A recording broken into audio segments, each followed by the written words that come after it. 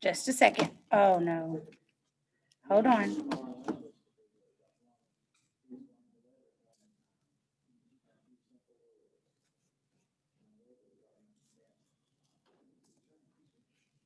Let me double check to make sure we are live.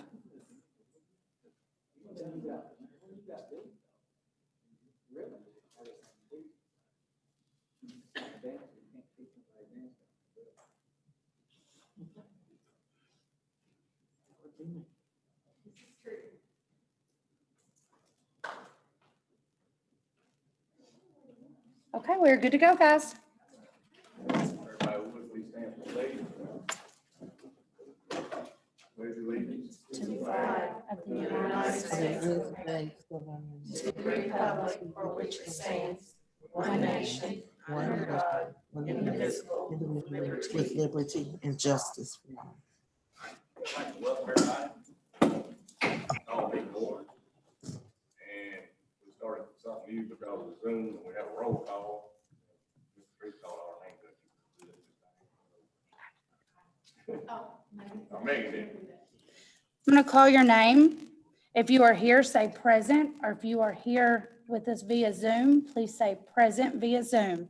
Mr. Barry Patrick, Mr. Brian Emmons, Mr. Rob Garrigan, Present. Ms. Kim Hagler, Present via Zoom. Mr. Perry Turner is absent tonight.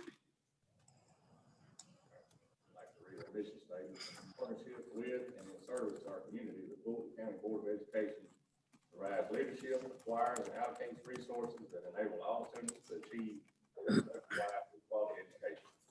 And I need a motion to approve the meeting minutes for last month. I make a motion to approve. All in favor say aye. Aye. Aye. I need a motion to approve the agenda as is or any additions. No changes, I'll make a motion to approve the agenda as printed. Second. I'll second. Go ahead. All in favor say aye. Aye. Rob, it's hard for me to hear you. That's why I'm not responding right away. It's over, just due to the way it's set up. Yeah, it's the way it's set up. It's hard for me to hear the chairman. Speak loud. Moving on to community input, and I'm aware we've got people want to speak tonight, so. And we're gonna limit everybody to 3 minutes per person. like to address the board.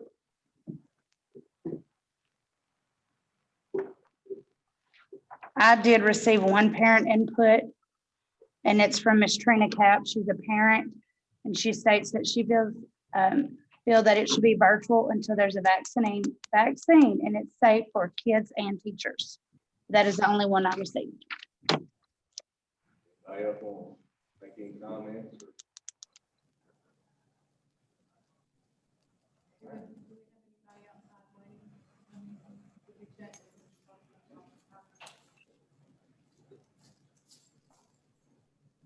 I would love for us to be in school. We have two juniors and that are fixing to go to college. They're getting college bound, getting college ready.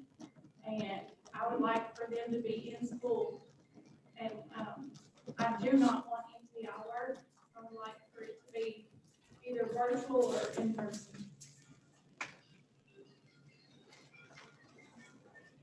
We appreciate you speaking, Steve. Speak up. That's it. I guess we'll move on to the superintendent notification personnel action.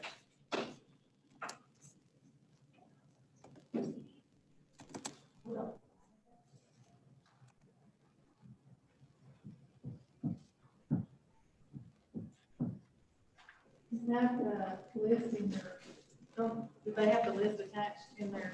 Yes, ma'am. So you have the list attached showing you the new hires. We did not have any resignations, and we had 3 resignations, and sorry. Okay. We hired, Sandra Gibbs as the interim, middle school athletic administrator, Dory Sheehan as the middle school science, Nicole Thurston as the middle school ELA, Ruth Cermak as food service subs, Renita Blair as food service sub, Tina Elliott as food service sub, Jay East as food service sub, Jessica Goodman as food service worker, LaDonna Roberts as assistant golf coach. We had no retirements, no transfers, and we did have resignations of Tim Hope, who is the vice president for elementary middle, Karen McConnell, Dyson Lab, who went home to do her food service worker. Thank you, Mr. Ham. All right, the superintendent report, we have one tonight. This is last minute.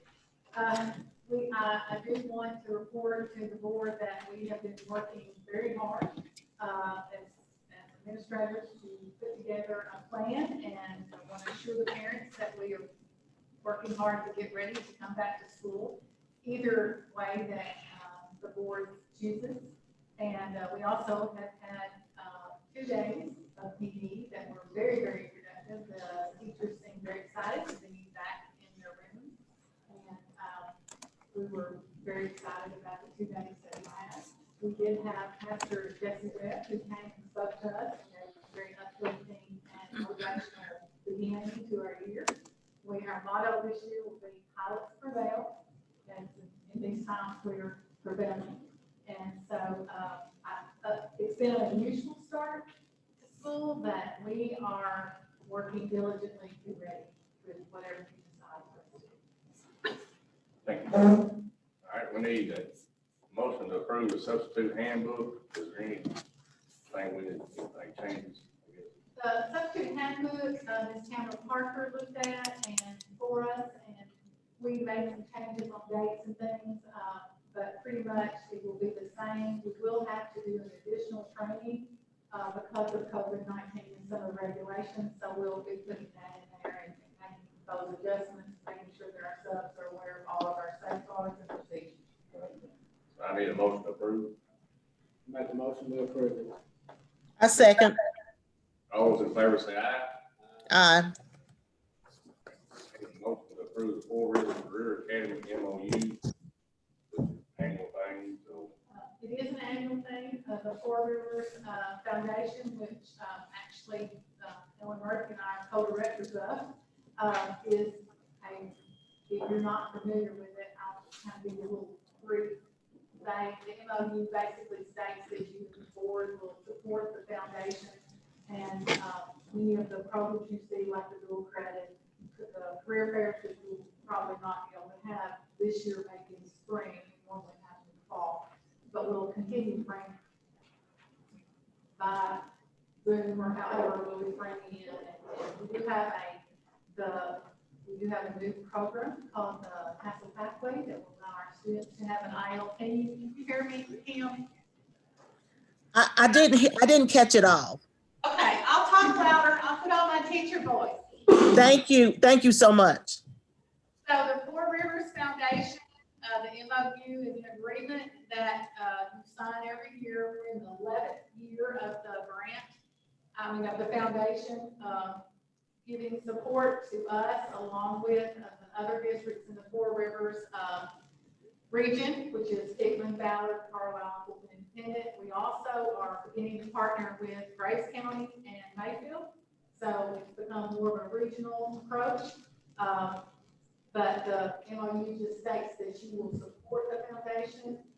To date, the foundation has given $1.5 billion to these schools. So I strongly recommend that you do approve this MOU because it is very beneficial to our students. They help pay for the dual credit. They provide a book to every student paid for, and there's many other things that they do. I need a motion to approve. I'll make a motion that we approve it. I'll second. All those in favor say aye. Aye. So moved. We need to approve the emergency reading of policy and procedure for Title IX. You skip number 7. Number 7? Rob, you skip. Approve superintendent application close date. which is, what's the date? What is it? We had discussed December, that will put us right at, I believe, the 5-month mark from when, Ms. Chambers was made acting superintendent. I just want to make sure, I thought that's what it was when it put it on here. No, that's why I didn't put a The end date of December, because, correct? sir, End of December? we could do the end of December. That's just up to you all. That'll put us at the 6-month mark.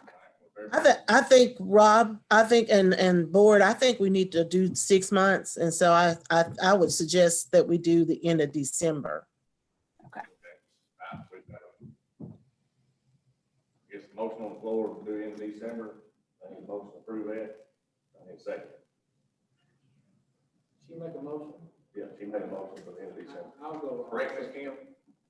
Yes, I'll make a motion that we, for the application, the superintendent application close date be December the 31st. I'll second. All in favor say aye. Aye. Put on number 8, approve emergency reading of policy and procedure for Title IX.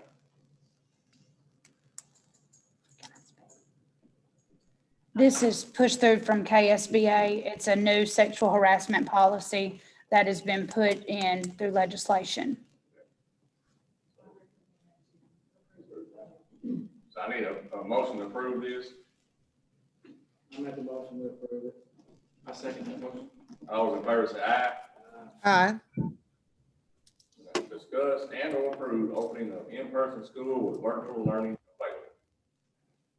Who wants to start a discussion, or I know it'd be, somebody will say something before we just do this. Give a little background. Please. Our start date is September the 9th. There's been, Governor Beshear's recommended that we not do in person until the 28th. However, several schools have said the community and parents would like to have their students come back in person on September 9th. And it really is up to the board to make that decision. So with that, I will turn it over. Ready to discuss. I mean, my personal opinion is to go back to school after we finally gotten basically, I guess, approval from the insurance companies and all the above, that everything will be all right with Allison. And I know a lot of community wants to go back to school, so I mean, that's my opinion. And anybody else wants to speak, that'd be fine. I agree with Rob. I believe that we need to get back to school. Well, I've always felt that way, if we had a way to do it, as long as we weren't gonna box ourselves in. The liability concerns that everybody has, I mean, that's the same thing that everybody's gonna have. And there's already plans in the making in every community and state to control some of that, but that it's gonna be, there's no 100% of anything. No. There never has been of anything that we've ever done as a school. You know, we're bringing in, our community is a working community, and we're not set up to have it any other way but to have the kids in the school building. The parents are not, it's just, it doesn't work any other way. So unless there's anything that we are something brought to our attention, I didn't see anything in the information that I read about the liabilities, that as long as we have the waiver, and if it's worded correctly. Well, that's gonna end up, it won't be a way. Allison, it's not. Well, It's gonna be a. Maybe that's a better choice of word. We're talking anything that you do, it's just like anything else that we've done. A parent has to assume some liability of anything that you're gonna do, because we don't have the ability to control everything. We never have. This is nothing new. It's just another something that we've gotta try to work with. So we gotta do it the best way we can, and that's to get the kids in here with their social. It's a great detriment to a small child not being, but we don't have any other way to get them up to speed. Yeah, a high school student can do things, but a small child needs the interaction in the classroom. And they need it yesterday. So we're doing good just to get us in here. Our original decision to do September the 9th was still the best one. And I still want to adhere to that date, if we can at all. A little background on that, at one point, they want us to approve 3 calendars, which made no sense. I mean, parents need to know when you're gonna come to school. So, Ms. Kim, do you want to speak? Yes, please.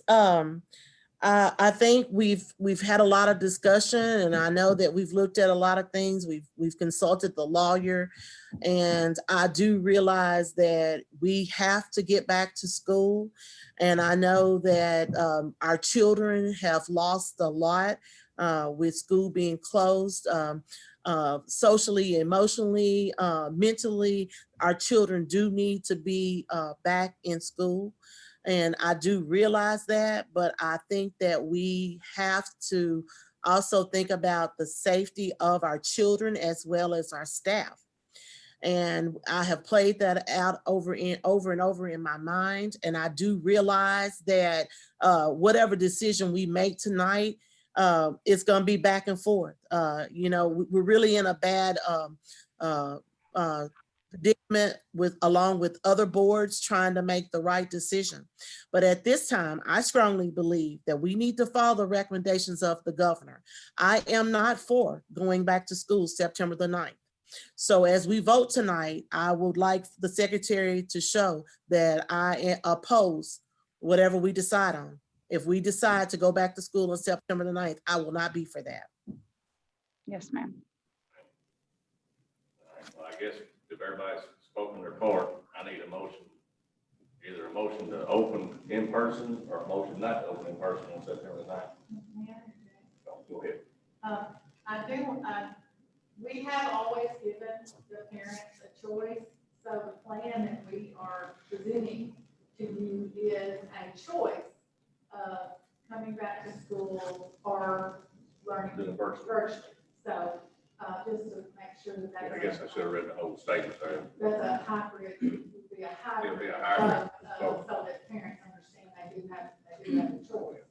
And if I understand, we have several that have opted to that, if we do. When we did registration, we gave parents the choice, and we do have a list of parents, of students, whose parents have opted to go virtual. So we have created a hybrid plan. We also have created a virtual plan, depending on what the board chooses to do.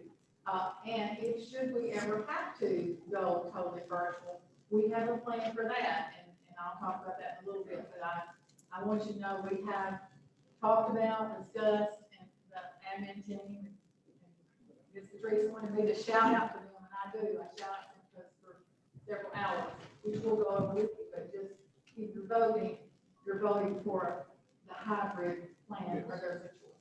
And one thing I see too, I mean, several schools are in session, several going to start. We're going to see what happens before we get to September 9th as well. It may be a disaster, it may not. So we will have time to change stuff. We'll do, in my mind, we'll do exactly what we've always done. If there was, you have school until there's a reason why you can't. So you go to one of the sub ideas to try to make it all work. But, when we had flu outbreaks, we'd have to stop and shut down for a week and have somebody come in and clean the entire school. All the same, routines to keep it all under control, best that we could do, but we still came back. And we will do it again, but if there's if they do decide to have like the virtual option and that doesn't work out with the family like they really want to, I think they're supposed to adhere to that plan for 6 weeks at a run. You can't get out of it. The reason behind the 9 weeks is once they start on a course, So they can finish it right. They have to One course versus the other. All right, so I have a motion to approve opening in-person and virtual learning available. I would make a motion that we do that. We open September the 9th with availability of all the plans of options as they come to meet. I second the motion. All those in favor say aye. Ms. Kim's a no. I've No, no recorded that. for me. I just want to make sure you're on there, Ms. Kim. You're welcome. I'm sorry, Rob, I didn't hear you. I just want to make sure she got you marked on there. Please do. Thank you so much. And I do value your opinion. I want to make that clear with everybody too. Yes, and I want to say too that I want to say this too, as a board member, I don't think I've ever gone against the rest of the board. But I feel very strongly about my decision and will stand behind that. And I value everybody's opinion because everybody's opinion is different and we are different. But I just feel like the best way is not to start school on September the 8th. But I get it. I totally understand parents. I also understand the staff that are willing to go back on September 8th. But I just think that we have to consider everything. And I do want to say to the staff that you guys have worked very hard with putting the plan together. And I've studied the plan, I've looked at the plan. And there's no doubt in my mind that we will prevail with this decision. So, Thank you, Ms. Kim.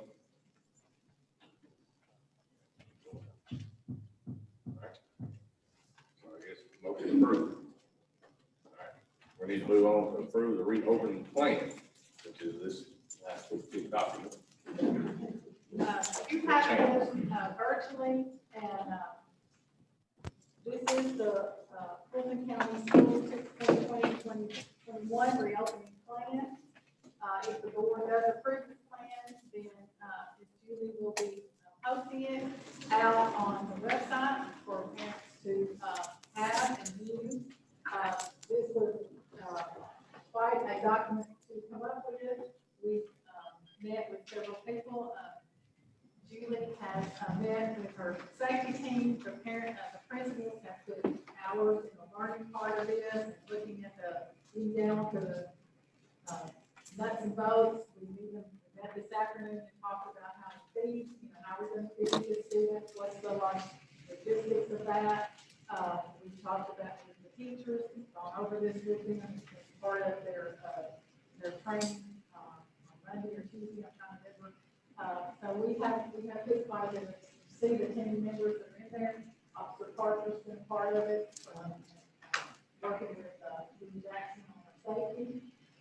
Natasha Fields, who is our school nurse, has had quite a bit of input. We've met with Debbie Barnes, who is the purchase and health department person, and she's reviewed the plan. Can you hear me, Ms. Kim? not well. Okay, I'll talk louder. Okay. I apologize. You're okay. You're fine. So, we've had talked with Dale, with the facilities. I mean, we've gone over the FMLA with Dean Morrison. We've gone over the budget with Jennifer and Davis. And so everybody that you see and everybody listed here, it's not just the people you see here, but it's, it's several community members. It's not something, so it's been a work in progress. As we gave you a one-page reopening at a glance, so you can kind of get that one page and see, okay, this is down to something that somebody's going to read instead of the 35-page document. We also have the reopening phases for Fulton County Schools, and we looked at it. Julie got several different copies of other schools to look at what they were doing and put this together. And health and safety has been looked at, as I said, and so we got that. We do have the purchase area decision tree that tells us what to do if someone has been identified as having a fever, or if someone needs to be quarantined or so forth. So we've got all that. We've got our special education services, mental health services, and we are anticipating that students are going to need a little bit more of that as they come back. We've got our cleaning supplies in, and we're ready to go with cleaning. Julie has worked with her staff and got some really good ideas on how to provide meals. We will continue to provide meals for our virtual students. And so we're really happy about that. And then we've got extra supplies. what company, who gave us the supplies, Ms. Gibbs? Who donated supplies? Oh, like school supplies? Uh-huh. We've gotten supplies from Real Foot Rural Ministries, from the Coalition of Baptist Ministers of Western Kentucky, and several other people have brought us just lots of school supplies, so we're very excited about that. Because they can't share supplies, they have to have their own. So that's something that we need to do. Working with Ms. Davis, we have, Ms. Morrison and we came up with a very good plan, and she's been ordering things right now. So we've got desks on the way, we have found us some desks. We've measured out, used our rulers and so forth. And so we've got all the desks, they're on the way. We ordered Chromebooks, they're here. And so we feel like that we are ready to get started. Is there anything that any of you ladies would like to say about the plan? Anything that I've left out that needs to be covered? Okay, Ms. Patrice, and make sure that I tell you what a great team. We're the PP team, Patrice's power team. And so you see several members of us there, and of course, Sparker's out there working now. So we're very excited to be the team members that we are. We work very well together. We bring a lot of experience and expertise in different areas. And I can tell you, this is absolutely a wonderful, wonderful team. And this is hard to believe, but my 39th year. And so in 39 years, I could not tell you that this is the absolute most wonderful thing that I've ever worked with. So I feel very confident in presenting this plan to you. We've been over with a fine tooth comb, and Ms. Stevens made it into a very beautiful document. It's been hours in that. You have voted to go for the hybrid in-school virtual learning expectations, these are our procedures. This will be given to all of our parents, and it gives the teachers and our teachers, it gives the teacher expectations, the student parent expectations. We will take that now and create a contract for our virtual learners to sign, because it has their expectations on it. We were waiting to see what direction we went, and if we do go to all virtual, we have to, then everyone will sign that type of contract. And then we have frequently asked questions for our parents so that they can see that as well. So that's the plan. Is there any questions you have about that? I'm good. Anybody want to make a motion to approve or ask questions? Rob, it is also in the plan that we are virtual on Fridays, that everyone, I forgot about that. okay? Just want to make sure that, so teachers and students coming face to face would do Monday through Thursday, and then everyone would be at home on Fridays for us to have a cleaning day. I'm gonna say, 'cause the building's gonna be clean. Yes. A very good one. And for our students to meet, and for our teachers to meet with our virtual kids and have some time with them on Fridays. And when our virtual students come in on Fridays, you want to tell what we talked about as far as meals? We're going to make sure all our kids, whether they're here or they're not, that we're able to feed them. So when the kids come in on Friday, we'll give them the following week's breakfast and lunch for them to have. Wanting to meet all their needs, whichever way they choose. And the kids on Thursday, those that won't be here on Friday, we'll send meals home to them for the next day. And this will allow the teachers to be accessible to all the parents, and also allows us, if we need to do in-face assessments with all of our students, the progress and monitor what they're doing, whether they're in school or virtual, we'll be able to do that. We'll be able to have conference with parents and say, And that's one thing that's gonna be different. It's not gonna be review work this time. It's No. gonna be actual, what, And I think that's something that virtual parents do need to realize, that the work is equitable to what the students are gonna see in school. So it's gonna be challenging for them. In school, you have, like you said, the teachers that are there to help and guide, and make them stay on task, now that's not gonna be the parents' responsibility. They're going to have to make sure they get up, they get going. And if that doesn't work out after the 9 weeks, then they can choose to bring them back. And hopefully, in 9 weeks, To be it'll able be to- over. We are asking our virtual students to get up between 8 and 9 and check in with us. So we've got a system in this plan where they have to contact someone in our schools so that we can count them present. And the softwares that we are using also track their time on task. So you want to talk a little bit about that? I do. We are very excited. We have incorporated an LMS, a learning management system from K through 12. We're using Google Classroom. We had some training on that on Monday this week, and then we have another date scheduled for, it's the second week, September 2nd. And so that all of our teachers will be familiar and our parents will know. And this will be a place where parents can go with students to get assignments, to get information from the teachers.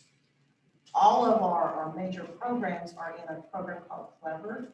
And it is clever because once you log in with your Clever account, then the students can access at the elementary, we're using LoganMax and we're using iReady. iReady is a new program that's district-wide.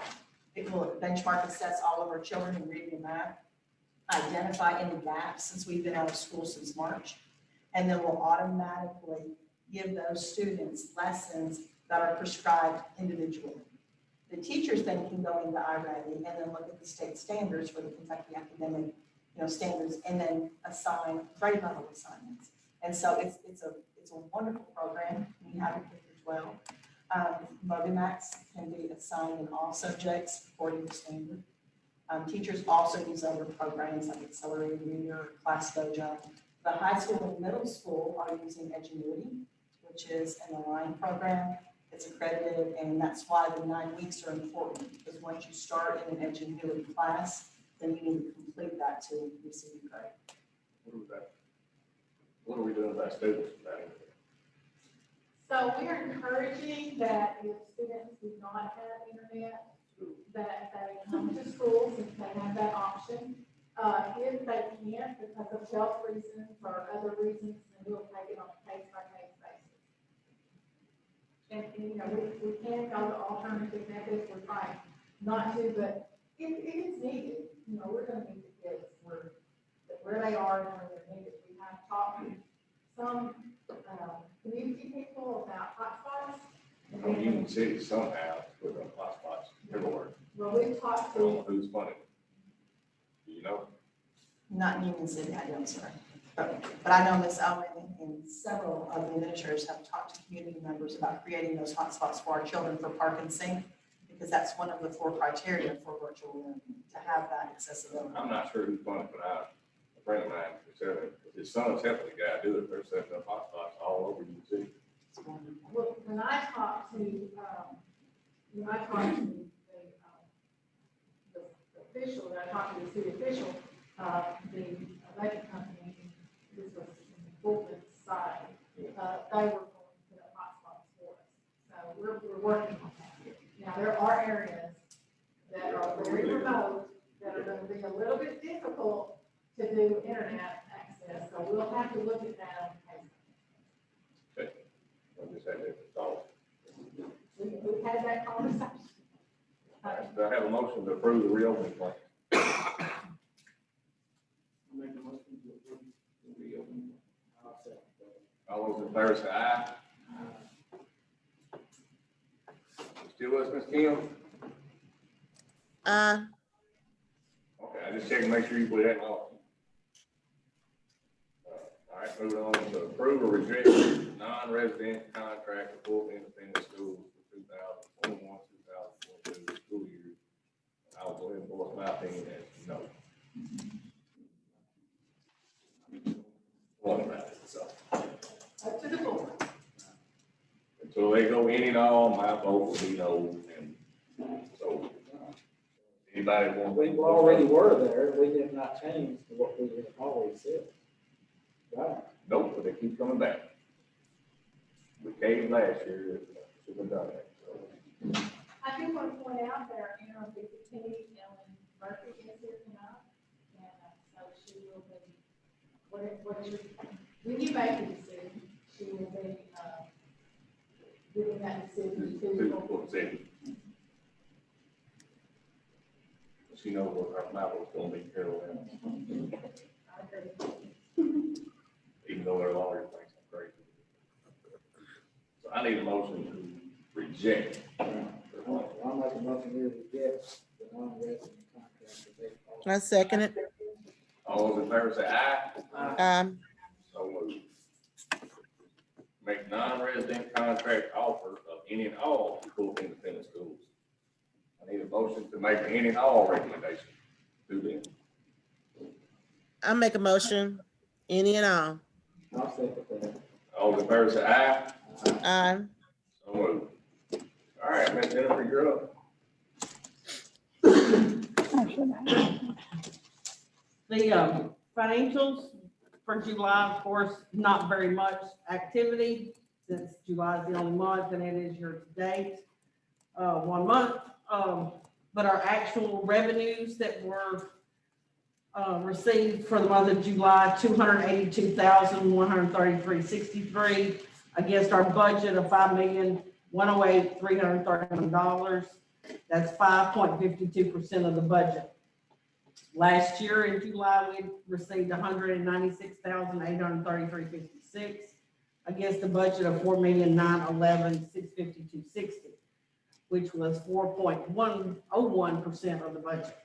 So we have collected almost $100,000 more this July than we did last July. Expenses for this year, July's expenses were $95,161.48 against the same $5 million budget, which is 1.8% of the budget. Last year in July, we spent $155,764.38 against the same $4.9 million budget, which was 3.17. So we had spent last year approximately $60,000 more than we spent this July. So, but it's very minimal, just timing of things when they're paid and get received in here in those first few months. And the working budget will be ready and available next month. Thank you, Ms. Jennifer. Does anybody have any things they want to pull out of the bills this month, or we want to approve, pay all the bills? Go Make a motion to pay the bill. Second motion. on. All in favor say aye. Aye. Superintendent, professional development. Oh, that was on that, never mind. All right, discussion items, they've got emergency days under there. So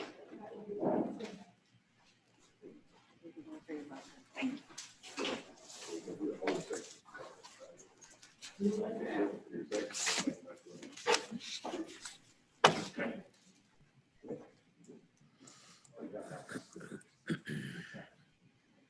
The Family First Coronavirus Act has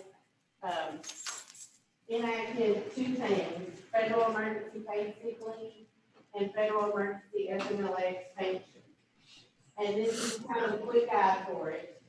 Basically, the federal emergency sick leave is, if you qualify, you're eligible for 10 days up to 80 hours, depending on your hourly week, how you work, of paid leave at 100% if, it has to be one of these things.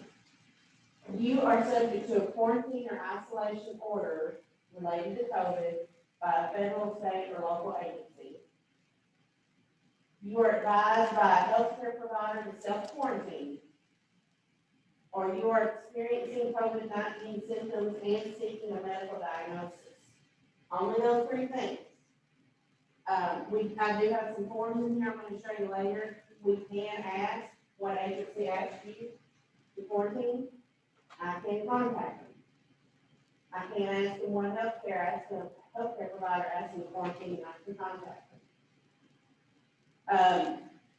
The other part of it, if an employee is caring for an individual who's subject to quarantine, or that individual was asked to quarantine by a healthcare provider, the employee who takes care of them is eligible for up to 80 hours at 2/3 of their rate of pay. Again, we can ask for the agency or the healthcare provider. There's another box there that says the employees experiencing any other substantially similar condition specified by the Secretary of Health and Human Services. That's really not applicable because they haven't specified anything. I guess this is something else popped up. They got that in their coverage. The last thing is if the employee is caring for their own child because of school or childcare closures for reasons of COVID-19. They are eligible for the 2 weeks at 2/3 pay. They're also eligible for the second part of this, which is extended FMLA. Normally with FMLA, you have to work 2,080 hours in a 12-month period to be eligible. Yes, as long as you've been on payroll for 30 days, you're eligible.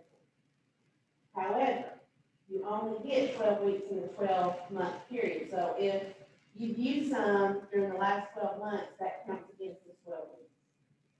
Or if you use these 12 weeks and then you have to have surgery in the spring, that counts against it. But they are eligible for an additional 10 weeks for a total of 12 weeks at 2/3 pay. This is a one-time shot on the 80 hours. If you have to quarantine tomorrow, that's it. You get 80 hours, 2 weeks, that's it. It doesn't accumulate, it doesn't add your sick days. It expires December 31st. The same with the extended FMLA, it expires December 31st. If you've used your 100% because you quarantine and then your daycare closes, your first 2 weeks of the FMLA will be unpaid because you already used your 2 weeks for that. Is that clear, Glenn? I don't know, Kim, can you hear me at all? Yes, I can hear you. I understand it because our program's already doing it. So Okay, good deal. but now I do have a question for you when you did say something just at the end there. Uh-huh. You were saying about once they use the 80 hours, they're done. Yes. That now say for instance, they go out on COVID leave and they only use, just say they only use 40 hours. So they have to go back out. They only have 40 hours left. Yes, they still have the remaining balance left. Right. Okay. I just It's wanted up to 80, and I'll keep track of that. And once you've used your 80, it's over. But now, Okay. if I'm gonna take an example, a bus driver works, I don't know why I keep looking up. A bus driver works 4 hours a day, so their week is 20 hours. So they're only entitled to 40 hours total, because it's 2 weeks of whatever hourly rate you work. If that makes sense. If you're part-time, you just get your part-time hours. So the next few pages are some of the forms that, some of them I've taken from other places and made them ours. And the first one is someone who has to go on one of these 2 plans. This one is emergency paid sick leave, which is the 2 weeks. They have to tell us, this is where they're gonna tell us they were in quarantine by a federal, state, or local agency, and they have to put it on here. A healthcare provider, that will tell me their child care place closed, they tell me who their child is and what place closed, and then I have another form for them to get filled out.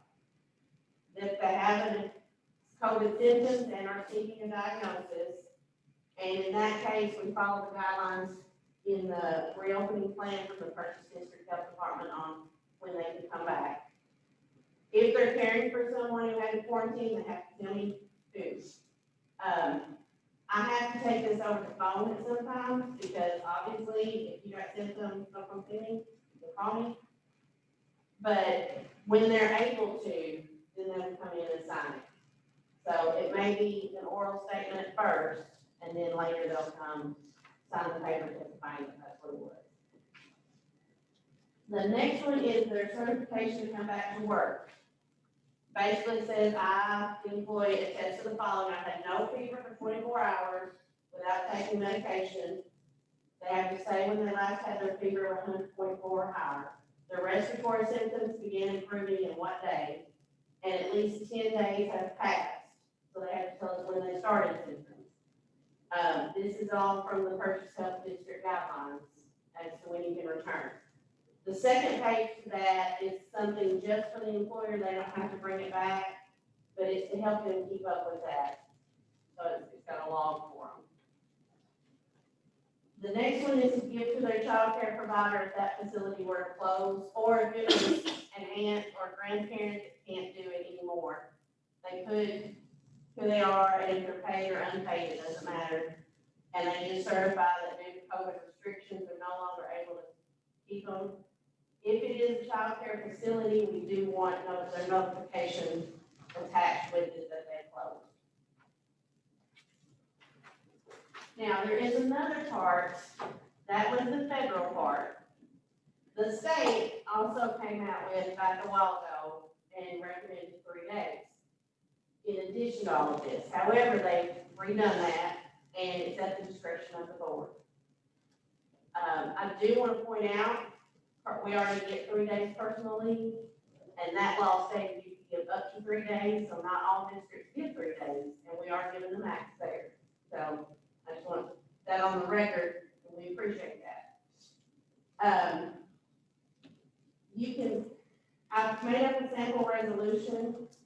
You would have a resolution, once tonight is just discussion, so y'all can discuss and think about what you want.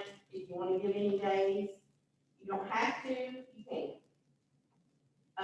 They would be subject to the same requirements as these days. They would not roll over.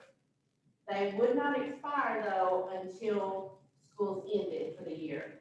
Or if the governor rescinds the emergency order first. Whichever one of those two things happens first, then these days are gone. They do not accumulate with their sick days.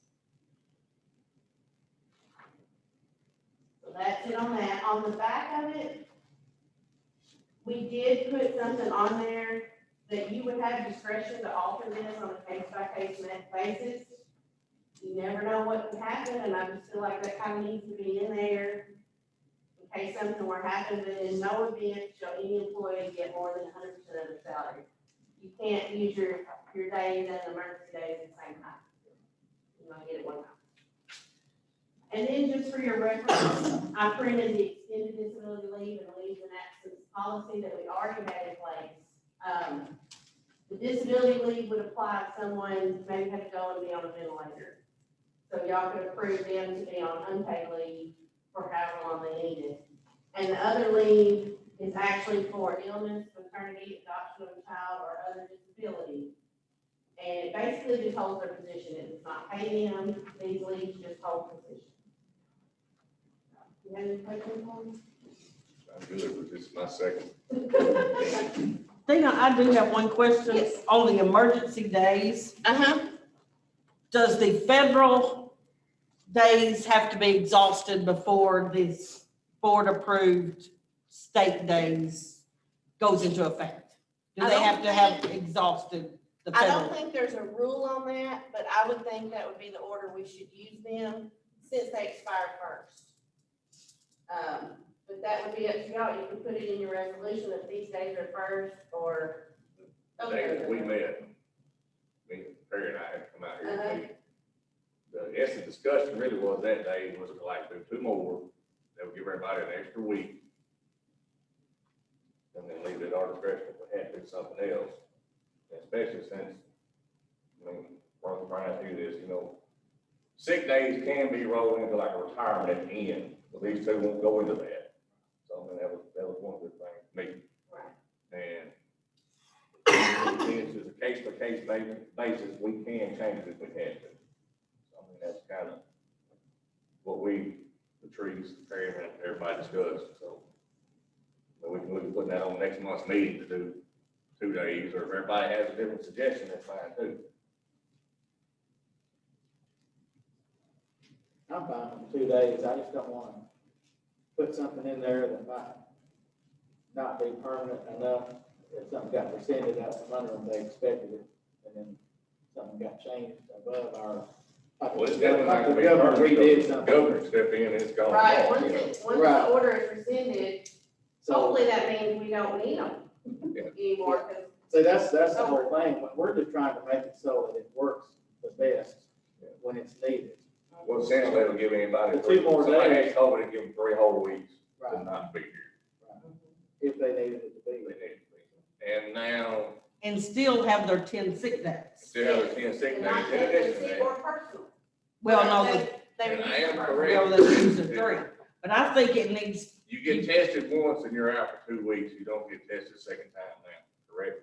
Right, you follow the guidelines of no fever for 24 hours. Yeah. Well, I just, well, now, But if you don't get tested, you're out for 2 weeks. You know, if you test negative, you come on back. so, I would suggest that you put it on the next board meeting, but also I do like the idea, as Jennifer said, we definitely want to use the days that are federal days. first, yes. I think it needs to be stated that way, that you exhaust all your federal leave, mandated leave first, before you use any of these days. And I have sent that sample resolution to Allison just to have her check it and see what she thought about it and make sure it's all good to go. everything's good to go. Which board meeting you talking about putting it on? Well, we can either put it on the 27th or next September, which, Because September be a little after the fact if we. I was gonna say. I mean, we could add it next I would week think to it'd probably be next to the week. special call. I think we need to have it We're already before we meeting. start school, we need to have it in place. I'm fine with that. You fine with that, Ms. Kim, just to add it to next week's meeting? Yeah, I think we should just go ahead and add it to the next meeting or special call meeting. That's fine. So just get it worded like it needs to be, because I like everything I'm hearing, but I'm not gonna. All right. And you do want Allison to look over the resolution. Is that Yes, right? ma'am. Yeah, she already has it. I just need to throw that extra. We're keeping her busy this week. Yeah. We want her to look at everything. Yeah. All right. Guess we're ready to move into closed session per KRS 61.810 for the purpose of personnel action. I make a motion, we go to closed session for KRS 61.810 1 F for the purpose of personnel action. All in favor, say aye. Aye.